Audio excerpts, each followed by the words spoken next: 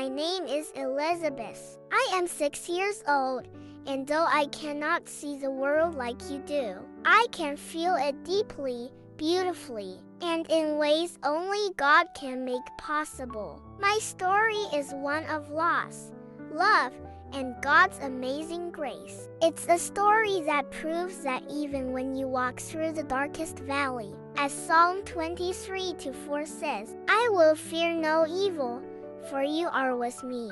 Your rod and your staff, they comfort me. I was born in a small village in Africa to parents who loved me deeply. My mother's touch was soft and warm, and my father's voice was strong and reassuring. But I never saw their faces. I was born blind. My mother used to tell me that God had a special plan for me.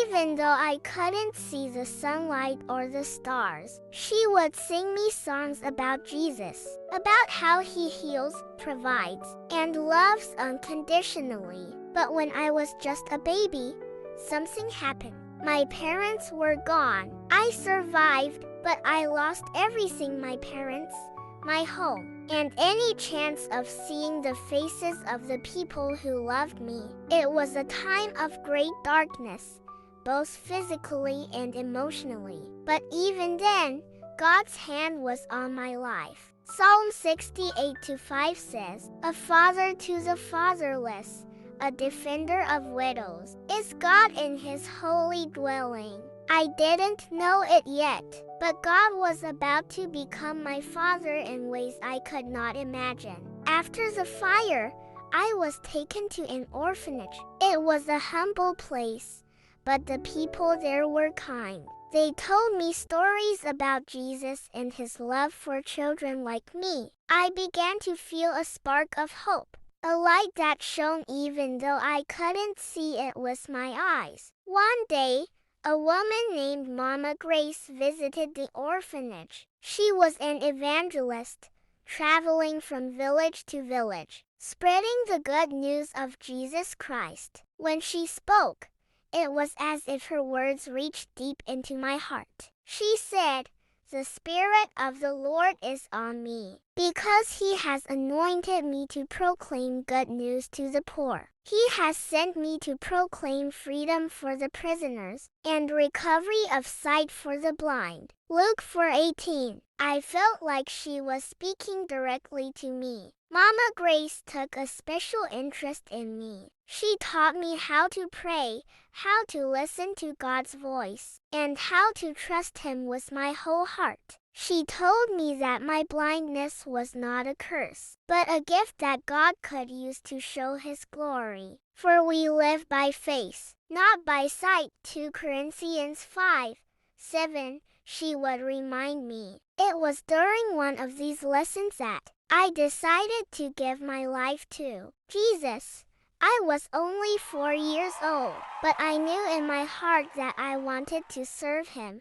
From that day on, my life began to change. At the orphanage, I was given a dog named Jack. Jack was no ordinary dog. He was a gift from God. He became my eyes, guiding me wherever I needed to go. But Jack was more than just a helper. He was my friend, my companion, and my reminder that I was never alone. Whenever I held Jack's leash, I felt like I was holding onto God's hand. When I turned 6, I felt a strong calling in my heart. I wanted to tell people about Jesus, just like Mama Grace did. I wanted to share the love that had saved me, the love that had given me hope when I had none. So, with Jack by my side, I started going from village to village, sharing my story. Let me tell you about Jesus, I would say to the people who gathered to listen. I told them how he had been my comfort in the darkest times, how he had given me a family in the orphanage, and how he had given me a purpose even though I was blind. I would quote Romans 8:28. and we know that in all things, God works for the good of those who love Him, who have been called according to His purpose. I told them that even though I couldn't see, I could feel God's love in every step I took, in every breeze that touched my face, and in every wag of Jack's tail. One day, I visited a village where people were struggling with drought and hunger. I stood before them, holding Jack's leash tightly, and said, God sees your pain. He sees your tears, and He loves you. I shared the story of Hagar, who called God El Roi, the God who sees, because He saw her in her distress. Genesis 16:13. As I spoke, I could hear people crying. I told them that Jesus said in Matthew 11:28, Come to me, all you who are weary and burdened, and I will give you rest. By the end of that day, many people had come forward to give their lives to Jesus. Jack and I continued our journey, visiting schools, markets, and churches. Each time, I shared how God had been my strength. I told them about the fire, about losing my parents, and about how Jesus had become my everything. I told them that even though I couldn't see the world, I could see God's love shining brightly in my heart. One of my favorite Bible verses is Psalm 27:10.